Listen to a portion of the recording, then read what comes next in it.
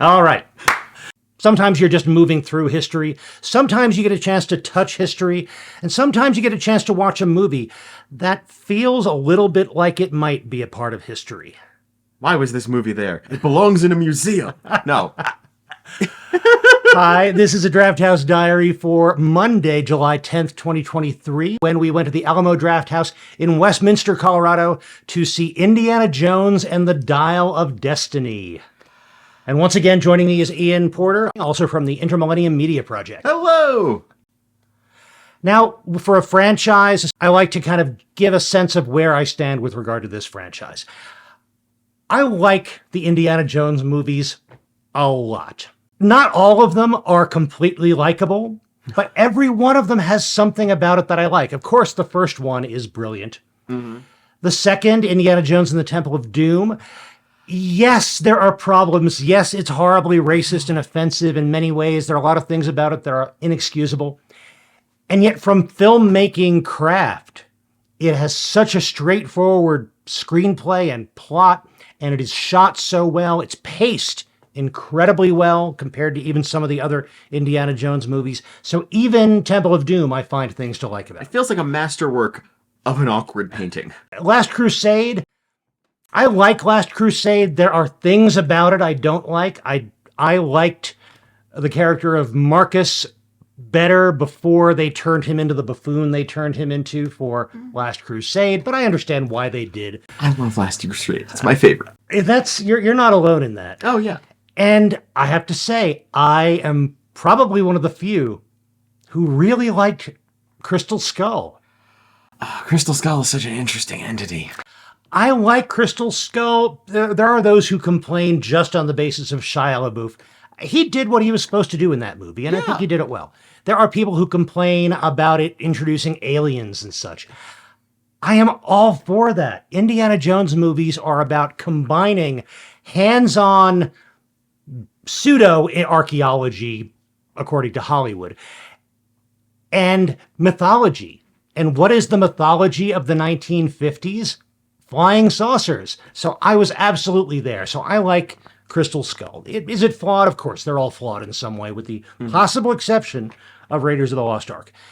But that's where I stand with regard to this franchise. Yeah. Anything you would add to that? Being that so much of the franchise was, codified and set, and there was such an already existing canon by the time I knew of it or had seen any of them, I can't separate them quite as much.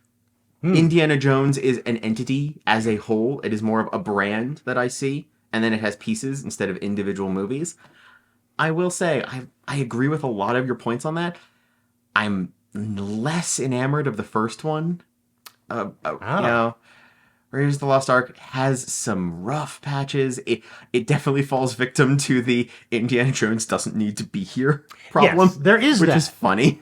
And that's where I think that Temple of Doom in some ways improves on that when it comes to plot and pacing. But it was interesting to me because we're getting another one, and that didn't surprise me as much as it seemed to other people. Because for me, it's a brand, it's an entity. The fact that it's going to keep going is not this terrible thing. But other people are like, oh my goodness, there's a fifth one. And that brings us to the new Indiana Jones movie that we just saw at the Alamo. Indiana Jones and the Dial of Destiny. I'm very glad they made this, because even though I enjoyed Kingdom of the Crystal Skull, it wasn't the right note on which to end the Indiana Jones saga. They even played with that fact at the end of Crystal Skull. Yeah. Made it clear, no, this is not a handoff of the torch or the hat to somebody else. This was just another adventure. So I'm glad that they are giving us this one. And Dial of Destiny is very much an end to the Indiana Jones saga. It is. I have no doubt that they're not going to make any more of these in this sequence with Harrison Ford. Maybe they're going to remake the whole series at some point or reboot it at some point. But this is it for this saga, movie 5. And I think it hit the right note on which to wrap this up. Yeah, they did, and it took me a bit to think, but I feel like they did continue that mythology of when it's set aspect. This is a very different kind of story because there's a lot more, like, government agents, secret missions. There is, advanced mechanisms pulled back and forth in Cold War styling things going on. There is a rougher political environment for him to work through in some ways. It's a very different thing in that sense. And as with Crystal Skull, it pulls together archaeological discoveries and conclusions around things like the Antikythera device, and also conspiracy theories and history about the United States rocket program and space program hiring ex-Nazis, both to get the job done and to keep the Russians from getting them. Yeah. So all of these are very much part of, it goes beyond mythology, but it's part of that background material that you get when you jump ahead to 1970, when this is set, or Exactly. 69 maybe. It is, Indiana Jones continues to be a fine example of a cinema pulp novel for the era it's set. And that is exactly what it needs to be. And they kept that. They also tried to keep a lot of formatting from the other movies. The way the intro comes in, the act structure of having this initial adventure mid-chase sequence followed by exposition, followed by the next scenes.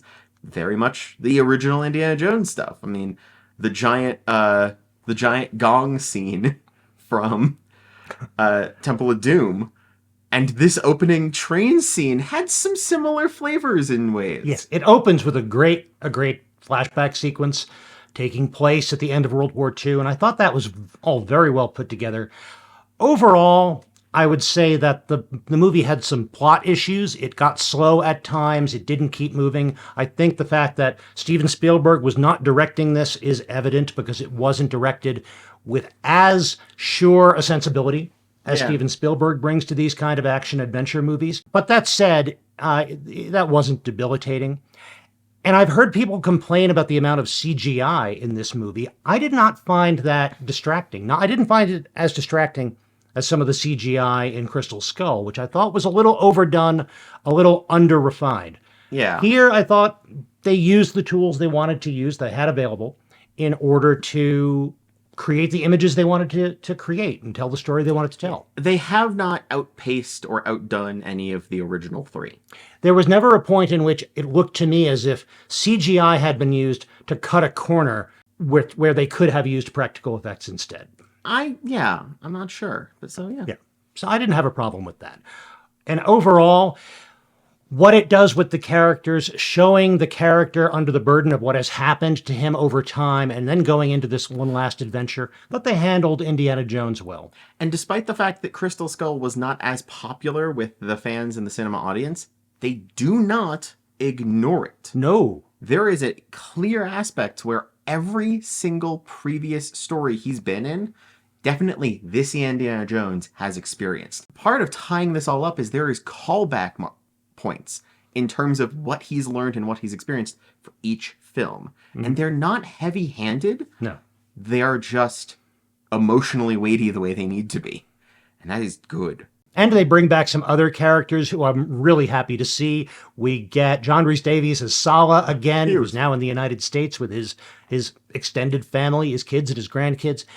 Terrific to see him. Terrific to see that character. Mads Mikkelsen as a new bad guy. A Nazi who Indiana Jones met back in World War II, and now they're squaring off again. Mads Mikkelsen is a great bad guy. Exactly. A little overused by Hollywood to some extent as a bad guy of this type. But he fits this perfectly. I wouldn't change a thing.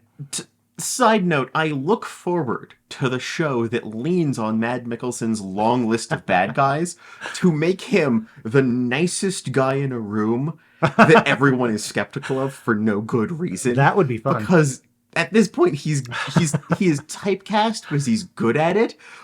But I kind of feel like I'm waiting for someone to pull a twist. They shouldn't have here. Yeah. Good. He played the right thing here. But Mads Mikkelsen note. And also Phoebe Waller-Bridge as Helena Shaw, who I would absolutely not call her a sidekick. She is a teammate with Indiana Jones in this. She's the archaeology student who brings in Indiana Jones into this adventure. Terrific performance. I think a really good character, and a character who's handled by the screenplay in a way that there are lots of questions and twists around the character's motivations and her moral compass. But what I was left with in the end was, you could tell more stories in the Indiana Jones universe without them being focused on Indiana Jones.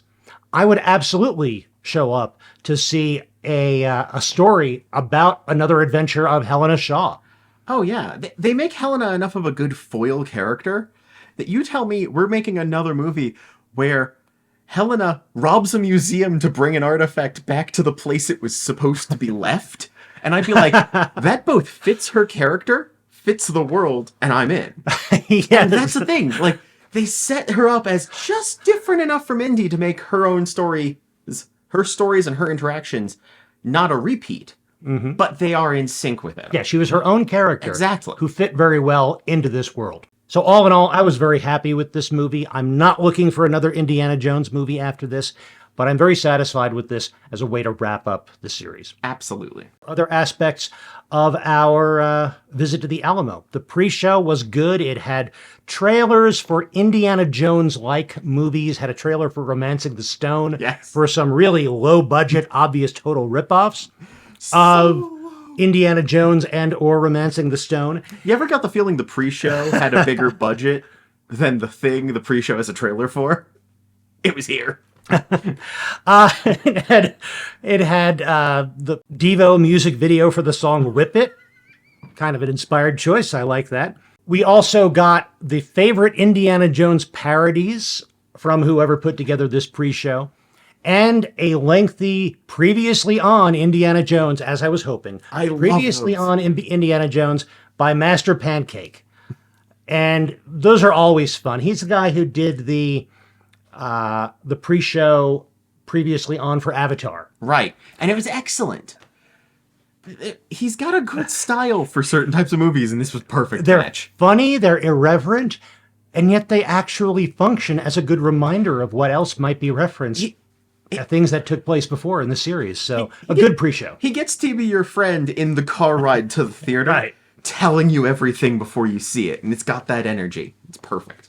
We also got some food, and I, this time, had the Henry dog, one of the items on the special limited time menu for the Indiana Jones movie. And it was a hot dog with some sriracha and a spicy carrot slaw, and it was good.